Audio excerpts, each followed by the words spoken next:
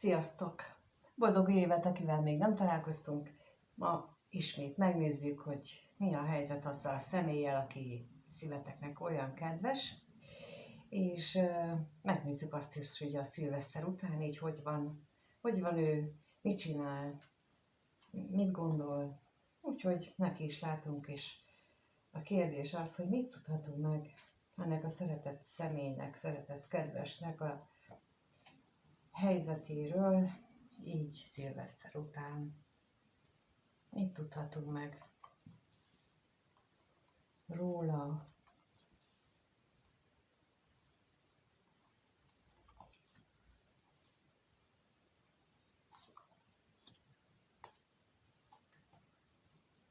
Hopp, itt a 2 jött, akkor meghagyjuk. Úgy látom, hogy tele van vággyal. Lehet, hogy sok szerencsét, sok pénzt szeretne, de az is lehetne, hogy a vágyból, illetve annak a teljesítéséből szeretne még többet. És az is lehetséges, hogy akar erről beszélni, hogy akár egy találkozásról, akár valamilyen együttlétről, illetve arról is beszélhet, mondjuk, hogy mire gondol, amikor magányos, vagy egyébként általában véve is, hogy ő elég egyedül érzi magát.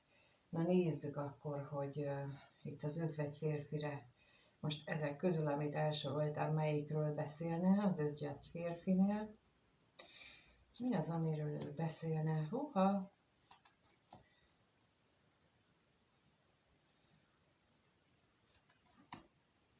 Kiborítják őt az érzései. Tulajdonképpen azzal van elfoglalva, hogy amikor így, amiről beszélne, vagy ami miatt ő dühös magára, az az, hogy eluralkodnak rajta az érzések, és ez problémát jelenthet vagy az ő hitrendszerében, vagy az ő eddigi életében, vagy pedig az otthoni megélésekben, ahol ő jelenleg van, hogy ott nehezen tudja ezt beilleszteni az ottani viselkedésébe, vagy a saját egész életébe. Na nézzük itt az utazást is, hogy mit tudhatunk meg ezzel kapcsolatosan.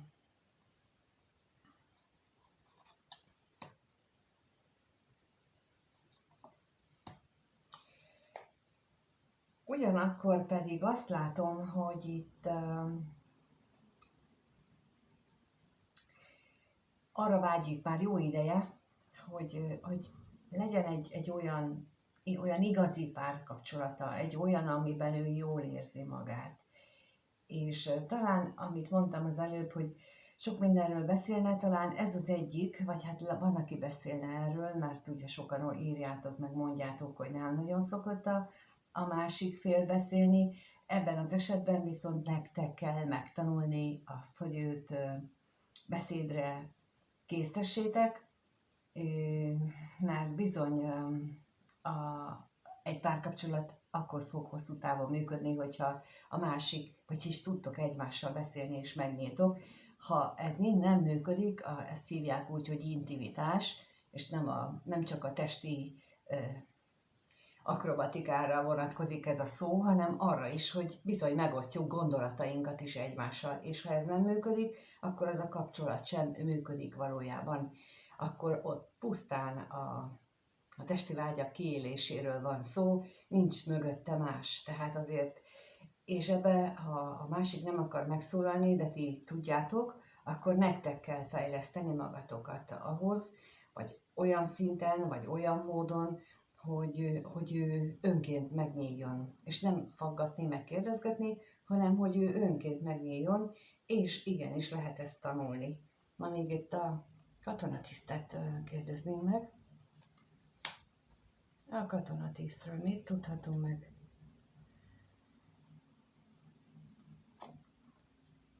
Váratlan nehézségeket tapasztal, hát lehet, hogy a saját lelkiismeretével.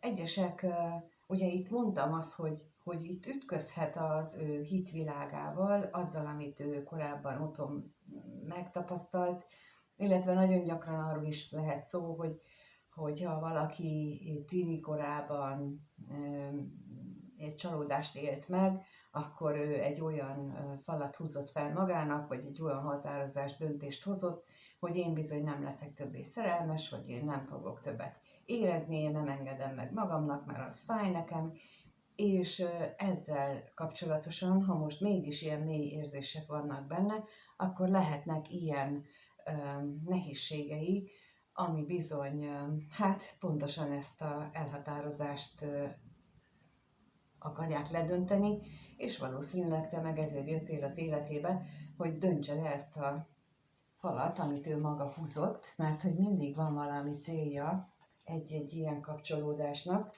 csak legfeljebb nem tudunk róla. Na, megnézzük, hogy egyébként akkor gondol-e rád ez a szeretett személy, hogyan gondol ez a szeretett személy a nézőre, milyen gondolatai vannak vele kapcsolatban, mit gondol ez a szeretett személy a nézővel kapcsolatban, milyen gondolatai vannak.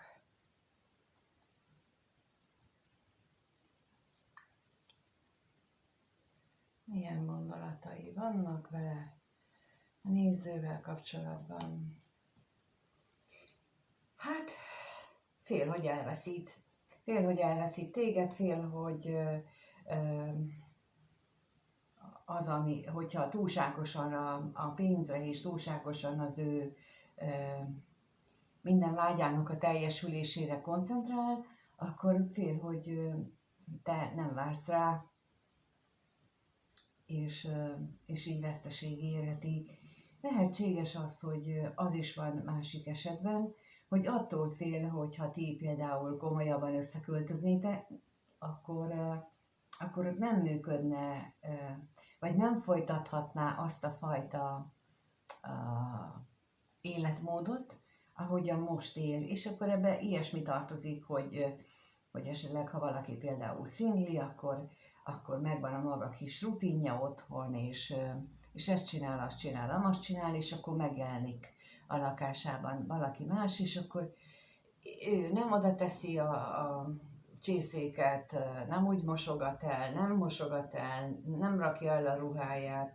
Szóval ilyesmire gondolok itt, amikor ha valaki már itt tart kapcsolatában, akkor ilyen gondolatai is lehetnek, hogy ezen dilemmázik, hogy vajon ez milyen jellegű változást hozna az életébe, és hogy képes lesz ő ezt elviselni. Na, nézzük a veszteséget.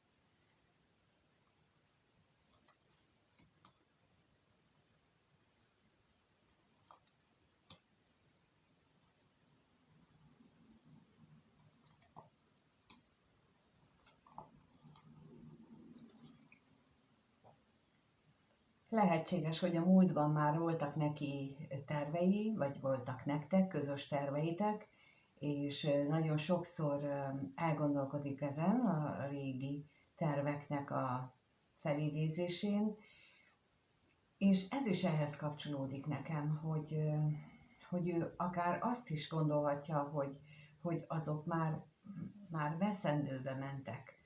Tehát, hogy talán nem lehet megvalósítani, és ez kapcsolódhat ahhoz is, hogy amit az előbb itt mondtam, hogy ő a mindennapi megélésekkel problémázik, hogy az vajon hogy lehet megoldani, de hát ugye ezt tudjuk, hogy a két ember tényleg akar együtt élni, és mint az előbb is mondtam, ha beszélgetés is jól működik, a kémián kívül, akkor ezeket már felnőtt hozzáállással könnyedén meg lehet oldani. Na, nézzük még itt a féltékenységet, hogy arról mit tudhatunk meg.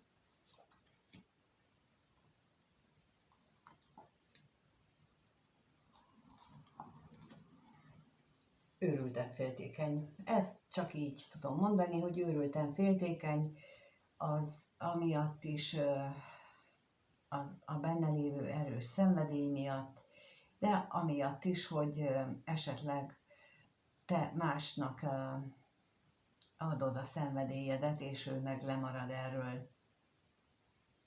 Úgyhogy ilyen gondolatok járhatnak a fejében, és megnézzük, hogy milyen érzésekkel van ez a szeretett személy a néző iránt, mit érez, a néző iránt, ez a szeretett személy, milyen érzések vannak benne.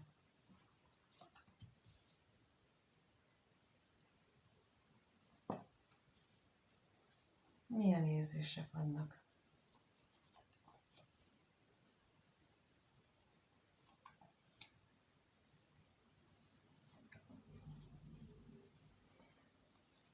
Hova? Olyan, mintha azt mondaná, hogy egy teljesen új világot nyitottál ki előtte. Lehet, hogy megváltozott a hithez való viszonya, az égiekhez való viszonya, de kétségtelen, hogy nagyon nagy vágyat él meg, érez irántad. Na nézzük még, mi az a vágy. Mi az a vágy itten?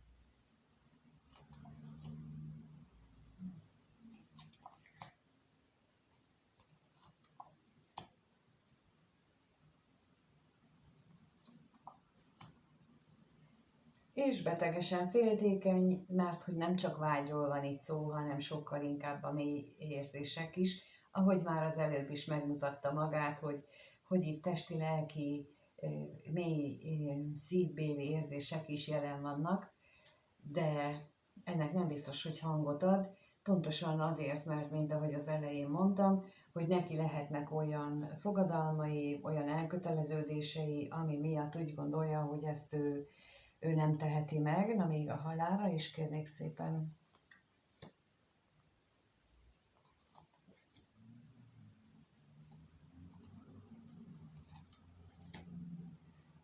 No, hát látható, hogy a gondolatai a tovább az átalakuláson és annak a további következményei jár, még a tolvajra kérek.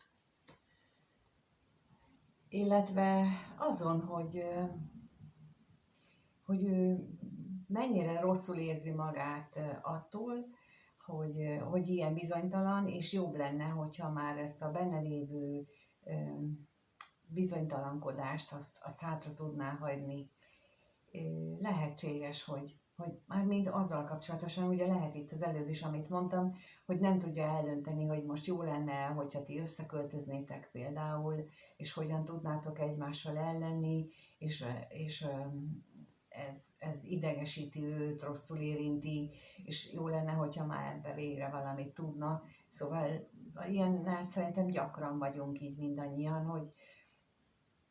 hogy így jól leszítjük magunkat, hogyha nem csináljuk már azt, amit tudjuk, hogy csinálni kéne, de hát még mégsem, de hát jaj, és akkor ilyen különböző jelzőkkel tudjuk magunkat illetni, hogy lehetsz már ilyen, miért nem tudsz már dönteni, miért nem csinálod már, szóval valami ilyesmit éreztem ott.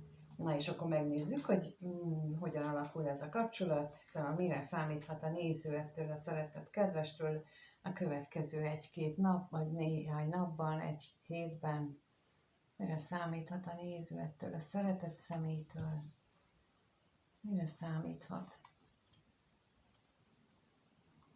mire számíthat.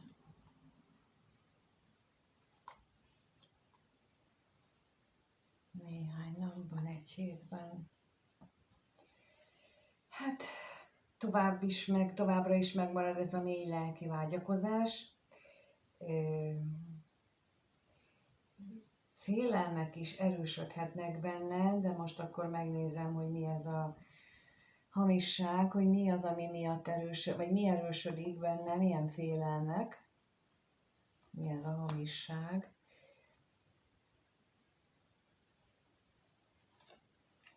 Itt azt érzem, hogy attól fél, hogy mondjuk így, hogy játszol vele, hogy amit mondasz, azok, amellett nem tartasz ki, hogy igen, nem vagy elég kitartó, ettől fél. Nézzük a féltékenységet is.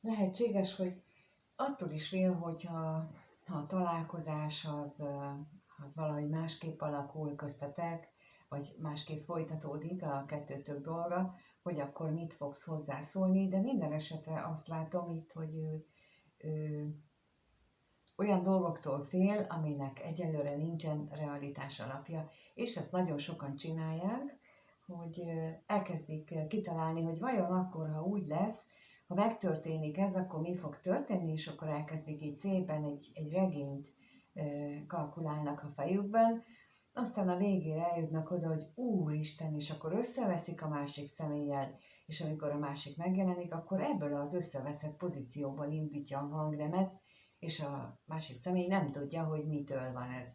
Ezt így javaslom, hogy ez az év, ha valakinek ilyen szokása van, akkor ez az év szóljon arról, hogy ezt így gyorsan megváltoztatni magadban, mert hogy ez nagyon-nagyon sok problémának a gyökere. És ha ezt megváltoztatod, ezt az egy dolgot, akkor hát elkezd kibújni a föld alól a virág, ami nyárra virágba is szökkenhet. Úgyhogy itt ezt javaslom, mert hogy ő benne ott van a vágy, de ő neki is ott vannak ezek a túlburjánzó gondolatok, amit neki is le kellene győzni, és ha te itt vagy, akkor lehet, hogy neked is van ilyen problémád, és akkor javaslom, hogy ha ő nem is, akkor te legalább kezd el, mert mint az elején mondtam, hogy legalább az egyik tudja, hogy merre van az irány, és akkor ilyen nagyon okosan és finoman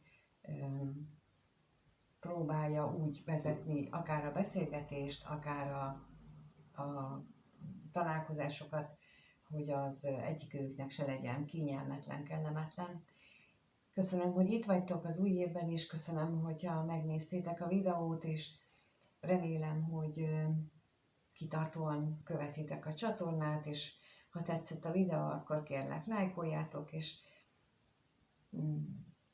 feliratkozni, hogyha még nem vagytok feliratkozva, a kommenteket is köszönöm, és minden jót kívánok mindannyiótoknak, sziasztok!